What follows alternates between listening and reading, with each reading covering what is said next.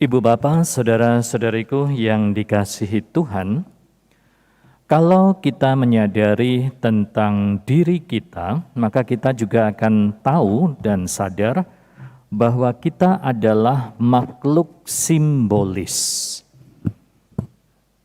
Artinya, bahwa dalam berinteraksi, manusia itu memang akan selalu menggunakan simbol-simbol.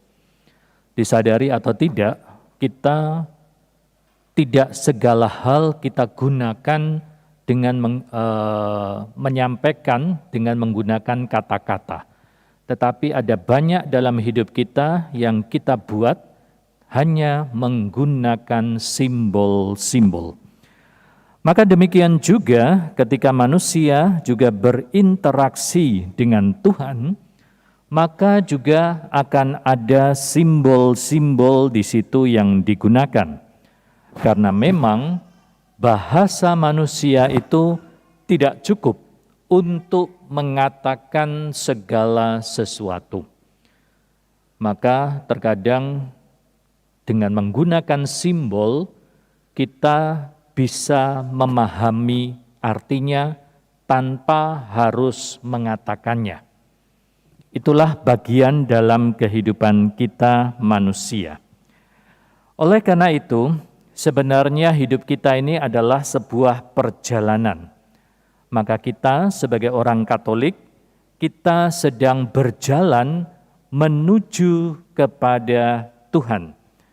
Kita sedang kembali, dosa telah memisahkan kita, maka kesadaran kita akan Tuhan mengajak kita untuk kembali kepada Tuhan.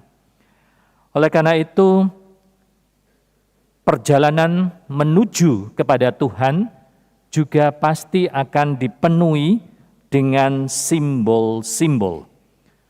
Itulah juga mengapa di dalam gereja Katolik tidak hanya pewartaan sabda, tetapi juga penuh dengan aneka simbol.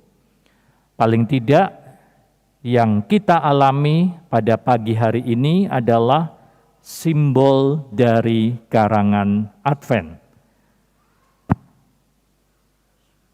Ketika kita melihat karangan Advent, memang yang ada di depan kita simbolnya agak berbeda. Ya. Seharusnya di situ ada simbol lingkaran. Simbol lingkarannya harus jelas. Ya. Jadi simbol melingkar, lalu kemudian daun-daunnya itu mengelilingi lingkaran itu. Ya, jadi itu sebenarnya makna dari simbol. Jadi simbol lingkaran, lalu kemudian daun-daunnya itu tidak dibuat sembarangan, tetapi memang berbentuk lingkaran itu. Artinya apa? Kita tahu lingkaran itu sesuatu yang mungkin kita akan sulit katakan titik mulanya dari mana? Ya, karena berbentuk lingkaran. Kita tidak tahu dari mana dia awalnya itu di mana. Kalau sebuah garis, kita lebih mudah, oh dia pasti akan start dari sini. Atau segitiga, kita masih bisa menentukan titiknya. Tetapi kalau lingkaran, agak sulit kita mau mengatakan awalnya di mana ya? Itu sebenarnya makna dari simbol lingkaran. Lalu kemudian dari lingkaran lalu ada tanaman hijau, warna hijau di situ. Bukan sekedar warna tetapi ada pohon, simbol pohon atau daun ya, dan warna hijau. Maka itulah sebenarnya simbol dari kehidupan. Kita pasti akan melihat ketika pohon itu hidup, maka biasanya daun itu akan berwarna hijau. Maka itulah sebenarnya tanda atau simbol dari kehidupan. Ya, jadi itu sebenarnya punya makna lingkaran dan warna hijau atau daun yang berwarna hijau. Nah, saudara-saudari, sebenarnya juga dengan lingkaran ketika kita juga tidak tahu dari mana asalnya, titik startnya dari mana, itu sebenarnya juga mau mengatakan bahwa dalam kehidupan kita ini masih banyak misterinya. Kita tidak pernah bisa katakan kita start dari sini, kita mulai dari sini, tidak bisa. Atau ketika kita mau mengatakan Tuhan, ternyata masih begitu banyak hal yang belum kita ketahui tentang Tuhan. Dan disitulah letak misteri. Ya. Manusia akan terus bertanya-tanya. Dulu waktu kecil tidak pernah peduli agamanya apa. Tetapi ketika mulai besar, mulai bertanya-tanya. Artinya itulah sebenarnya naluri kita manusia akan tertuju kepada Tuhan. Maka memang lebih baik sejak kecil anak-anak itu sudah diarahkan supaya dia tidak kebingungan. Ya, jadi itulah sebenarnya proses perjalanan hidup kita sebagai manusia. Ada begitu banyak misteri yang memang belum bisa kita dapat jawabannya. Maka itulah yang sekarang dengan bahasa-bahasa modern orang selalu mengatakan spiritual journey. Orang pasti akan punya pengalaman spiritualnya, perjalanan untuk menemukan kembali Tuhan. Setiap kita pasti akan mengalami itu. Entah waktunya kapan, tapi kita pasti akan mengalami. Nah, inilah sebenarnya gambaran dengan perjalanan hidup kita, ingin kembali kepada Tuhan, tetapi memang tidak mudah. Kita masih meraba-raba, kita masih mencari-cari. Ya, kita juga tidak tahu harus startnya dari mana. Tetapi kita tahu bahwa Tuhan itu menghidupkan. Itu yang kita tahu. Tetapi bagaimana untuk berjalannya itu kadang-kadang kita masih mengalami kesulitan. Jadi itu lingkaran dengan daun-daun warna hijau, ya. Lalu kemudian dipenuhi dengan warna ungu, ya. Warna ungu sebenarnya adalah sebuah proses pertobatan, ya, duka, kegelapan. Sebenarnya lebih mau mengarah gelap. Kita menyadari bahwa hidup kita gelap. Ya, kalau kita tadi datang dari depan itu, kita akan merasakan suasana yang kok gelap ya, ada apa ya? Tapi ini sebenarnya simbol, mau menggambarkan, itulah kegelapan diri kita. Perjalanan kita yang terkadang masih penuh dengan kegelapan. Lalu kemudian kita diajak lagi untuk melihat di situ ada 4 lilin, ya. Lilin yang menyala dan setiap minggu nanti akan semakin bertambah nyalanya. Dan itulah sebenarnya mau menunjukkan terang kita, hidup kita akan semakin lama semakin terang. Ya, jadi itu sebenarnya simbolnya demikian. Kita akan semakin dekat lagi dengan Tuhan.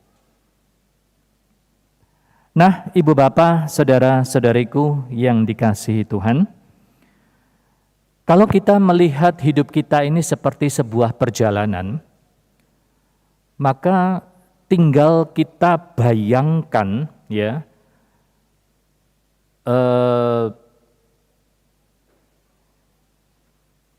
mungkin kita bisa bayangkan kita berada dalam, ya mungkin kalau dalam gereja ini ya, kita bayangkan tanpa lampu ya, malam hari tentu saja sudah gelap. Ya. Lalu tiba-tiba ada, anggaplah satu lampu di sini nyala yang tengah itu. Ya, kita bisa bayangkan itulah sebenarnya hidup kita. Maka nanti tinggal kita memposisikan diri kita itu berada di posisi mana? Kita duduk atau berdiri di mana? Terhadap terang ini. Ya. Maka itulah sebenarnya yang mau menggambarkan hidup kita di hadapan Tuhan. Semakin kita jauh dari terang, dari sang terang ini, yakni Tuhan, maka hidup kita semakin gelap. Tetapi ketika kita semakin dekat, maka hidup kita juga semakin terang. Jadi itu sebenarnya gambaran dari perjalanan hidup kita. Maka liturgi Gereja Katolik ini sebenarnya mau mengarahkan ke situ. Kita sekarang di awal memulai perjalanan, ya. Nanti kita akan sampai kepada sang terang sejati, yakni Yesus. Jadi itu sebenarnya arah dari liturgi Gereja Katolik yang penuh dengan simbol-simbol, ya. Tetapi dengan simbol itu tentu kita sudah tahu arahnya. Maka sama seperti kalau kita melakukan perjalanan ke satu tempat lewat jalan, selalu ada tanda-tanda rambu lalu lintas. Itu juga simbol. Tanpa ada tulisannya, kita juga bisa tahu, oh kita harus belok kanan. Oh kita harus mengurangi kecepatan. Itulah simbol-simbol yang ada dalam kehidupan kita. Maka di dalam liturgi yang merupakan juga perjalanan iman kita juga di Gereja Katolik juga memberikan simbol-simbol itu, tanda-tanda, supaya kita pada akhirnya bisa sampai pada tujuan. Kita bisa sampai benar-benar kepada Tuhan. Ya, jadi ini saudara-saudariku, maka tadi kalau kita dengar firman Tuhan dari Injil Matius, disampaikan bahwa sebelum kita itu sudah ada kehidupan. Dan mereka sudah mengalami perjalanan. Mereka juga zaman Nabi Nuh sudah ada tanda-tandanya. Sudah diingatkan segala macam, tetapi orang-orang lain itu tidak peduli. Hanya Nabi Nuh yang punya kepedulian terhadap tanda. Maka dia sudah mempersiapkan sebuah kapal.